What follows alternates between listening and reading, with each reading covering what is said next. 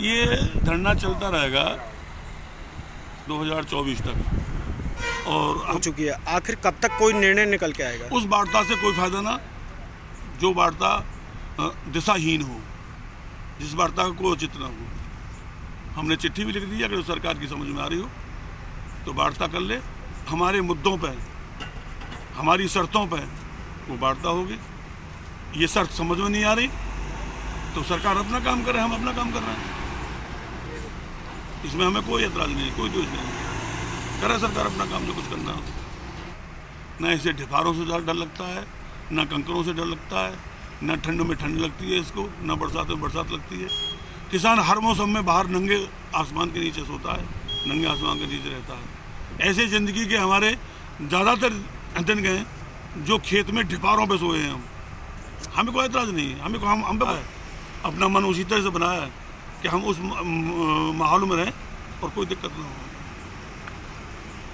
बाबा, बारिश आ रही है, तूफान आ रहा है, कब तक बैठे रहोगे यहाँ पे? वाकई डरते तो कि तूफानों बहुत हल्को है, वो तो जिंदे जागती हमारे थे।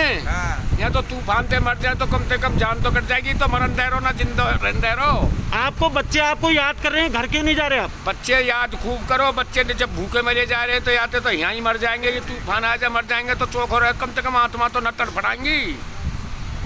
सर, कोरोना की भी बीमारी चल रही है, क्या आपको डर नहीं लगता? भैया कोरोना की बीमारी इनके यहाँ है, हमारे यहाँ तो कोरोना की बीमारी है ना। एक बात बताइए, कोरोना वहाँ कहाँ चले जाए जब इनके चुनाव हो, कहाँ जब कोरोना कहाँ चले जाए, फिर कोरोना ना रहे, और जब के चुनाव है जाए कहाँ जब कोरोना है।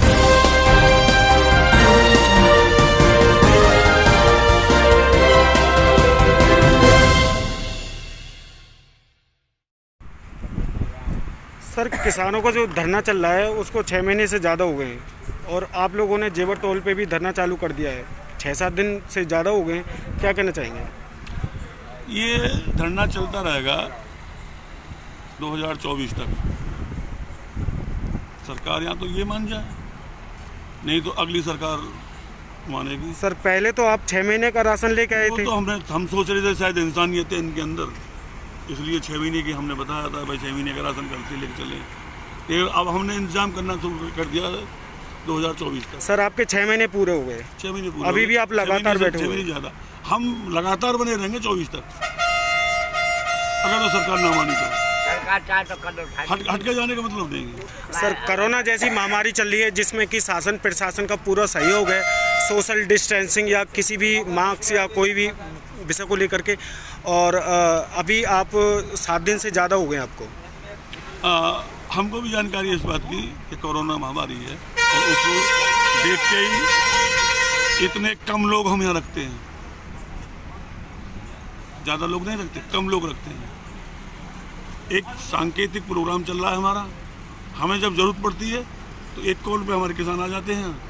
ज़्यादा इकट्ठा करने की हमें ज़रूरत नहीं है, ठीक चल रहा काम। और हमको जानकारी है कि महामारी, हमारे लोग सभी अपने पूर्ण रूप से एहतियाती से हैं। और जहाँ परमात्मा की, उस प्रभु की ऐसी कृपा है, जिस जगह पे हम बैठ जाते हैं वो 100% कोरोना मुक्त होता है। जिसे कोरोना से बचना है वो हमारे पॉइंटों पे आगे बैठ जाओ।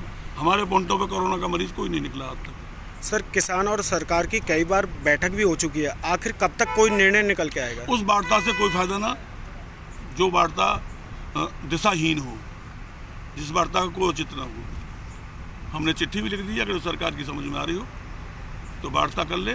हमारे मुद्दों पे, हमारी शर्तों पे वो वार्ता होगी। ये शर्त समझ में नहीं आ रही तो सरकार अपना काम कर रहे हैं, हम अपना काम कर रहे हैं। इसमें हमें कोई एतराज़ नहीं, कोई दोष नहीं। करे सरकार अपना काम जो कुछ करना हो। सर, यहाँ पे आप 6-7 दिन हो गए, आपको किसी भी प्रकार की कोई परेशानी आई है अभी तक? ये किसान इस मिट्टी का बना हुआ है, न इसे धूप से डर लगता है, न इसे ढिफारों से डर लगता है, न कंकरों से डर लगता है, न ठंड में ठंड लगती है इसको, न बरसात में बरसात लगती है। किसान हर मौसम में बाहर नंगे आसमान के नीचे सोता है, नंगे आसमान के नीचे रहता है। ऐसे ज़िंदगी के हमारे ज़्यादातर दिन गए जो खेत में ढिफारों पे सोए हैं। हमें कोई एतराज़ नहीं है, हम पे कोई फर्क नहीं पड़ रहा है। सर, अभी अगर देखा जाए तो काफ़ी हवा का भी झोंका आ रहा है और बारिश का भी मौसम हो रहा है। कोई बात नहीं, ये तो परमात्मा की बात है, प्रकृति के नियम है, ये तो चलते ही रहते हैं। अब तो सबने महल बना रखे हैं, लेकिन पहले कच्चे मकान थे, झोंपड़ी थी, टाप थी, लोगों की छप्पर थे, वो ऐसी आंधियों में उड़ जाया करते थे, तो भी लोग रहते थे, तो भी अपना जीवन यापन करते थे। हमने अपने आप को उस तरह से ढाला है, अपना मन उसी तरह से बनाया है कि हम उस माहौल में रहें और कोई दिक्कत ना हो। जो आदमी हक के लिए लड़ता है, अगर वो आंसू गैस से और उन बौछारों से डरेगा तो हक कैसे लेगा वो? जी। जी। तो सर अभी कब तक आपका धरना चलेगा यहाँ पे? ये तो देखो, जब तक सरकार नहीं मानती, ये सरकार के ऊपर है, हमारा तो कुछ है नहीं, हम तो अपने हक के लिए बैठे हैं। आज मान जाओ, आज ही वापस हो जाएगा सारा कुछ। सर कई बार किसान और सरकार की बैठक भी हुई है जी। और अभी तक कोई निर्णय नहीं निकल के आया, और अभी आपको बता दूं कि 6 महीने से ज़्यादा किसान को अन्य बॉर्डर दिल्ली हो या फरीदाबाद या हरियाणा या पंजाब हो, किसान धरना लगातार दे रहा है, और लगातार कोरोना की महामारी भी सामने आपको आई है, ग्रामीणों में भी फैल चुकी है। क्या कहना चाहेंगे? पंजाब हो या हरियाणा हो या उत्तर प्रदेश हो, बीमारी सारी जगह है, लेकिन जो मुद्दा है किसानों का वो तो एक ही है कि बिल वापसी हो जाए। बिल वापसी का मुद्दा किसानों का अहम मुद्दा है। और रही बात कोरोना वाली, तो वो तो सभी जगह है। तो हक के लिए किसान बैठा है अपने लिए, यानी ये तो अपने हक के लिए बैठे हैं। सर मैं जब तक हक नहीं मिलेगा हम यहाँ से उठने वाले भी नहीं हैं। सर मैं एक सवाल और आपसे करना चाहता हूँ कि जैसा कि अगर देखा जा रहा है पशुपालन में खाद्य पदार्थ देखा जाए कि सरसों की जो खल होती है और सरसों का जो तेल होता है, और इसमें देखा जा रहा है कि लोग कहते हैं कि किसानों की वजह से महंगा हुआ है। अभी 1 महीने पहले 1650 रुपये की खल की भंडारण था, और अभी सरसों का भी भंडारण हुआ है, और सरसों की जो खल भंडारण पशु आहार में जो देखा जाता है उसमें काफ़ी बढ़ोतरी हुई है, और जहाँ पे अगर देखा जाए तो सरसों का तेल काफ़ी बढ़ोतरी हुई है। क्या कहना चाहेंगे? ये एक टेलर है सरकार का, उसी तरीके से गेहूं का भंडारण भी होगा, उसी तरीके से तुम्हारे दूध का भंडारण भी होगा, उसी तरीके से दवाइयों का भंडारण भी होगा। सर दूध के रेट तो घट रहे हैं दिन पे दिन। हाँ। क्या कहना? अभी तो गेहूं सरसों पर फोकस लगाया है लोगों ने, सरसों को आसमान में पहुंचा दिया। कभी 180 का, 60 का, 70 का कभी रेट सुना था आपने लीटर का? जी। 60-70 रुपये लीटर वो रहता था सरसों का तेल, और आज 160 है। कोई लिमिट है क्या? ये भंडारण की बीमारी है सारी। पूंजीपति जिस चीज़ को फोकस बना लेंगे, जिस चीज़ को लेकर के बैठ जाएंगे, उस चीज़ पर रेट बढ़ जाएंगे। तो ये टेलर है सरकार का, ये तब भी नहीं समझ पा रहे हैं आप लोग, है नहीं? सर बारिश भी आने का समय हो गया है, काफ़ी तूफान भी आप देख रहे होंगे, तूफान भी चल गया है, क्या आपको डर नहीं लगता? अब से पहले भी तो आए हैं, आज डर क्यों लगेगा? अब से पहले भी तो आए हैं। तूफान तो आते रहेंगे। बाबा बारिश आ रही है, तूफान आ रहा है, कब तक बैठे रहोगे यहाँ पे? वहाँ के डरते तो कि तूफानों बहुत हल्को है, वो तो जिंदे जागती हमारे थे।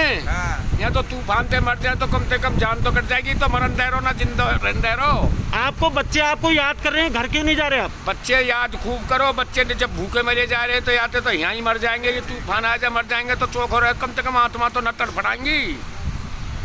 सर कोरोना की भी बीमारी चल रही है, क्या आपको डर नहीं लगता? भैया कोरोना की बीमारी इनके यहाँ है, हमारे यहाँ तो कोरोना की बीमारी है ना। एक बात बताइए, कोरोना वहाँ कहाँ चले जाए जब इनके चुनाव हो, कहाँ जब कोरोना कहाँ चले जाए, फिर कोरोना ना रहे, और जब चुनाव है जहाँ कहाँ जब कोरोना आ जाए। कोरोना ज्यादातर पूजापति के लिए है, किसान के लिए कोरोना नहीं है। किसान तो खेत में कमाता है हरदम, जे नो कह करे के दौड़ दौड़ कमावे, अर्दी और आम को खावे। परमात्मा उन इंसानन को ले रो या कोरोना में बीमारी में जो पूंजीपति हैं, जो पैसे वाले हैं।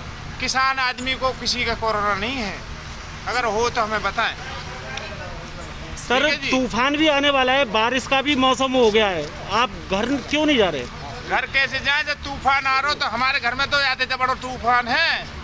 तीनों कानून जो बनाए काले कानून किसान के ऊपर, उन्हें क्यों ना ले रही सरकार? इन्हें ले वापस। कब तो हम मान ली कि हमारे किसान के हित में ही सरकार, यानी हमारे सरकार हित में नहीं है इस किसान के में। ये तूफान तो हमारे घर में भी चल रहा है। धूप में कमावे, बारिश में भी कमावे, जाड़े में भी कमावे। अरे दुनिया घर में लौटेगी और हम जाड़े में अपना खेत में पानी लगावे।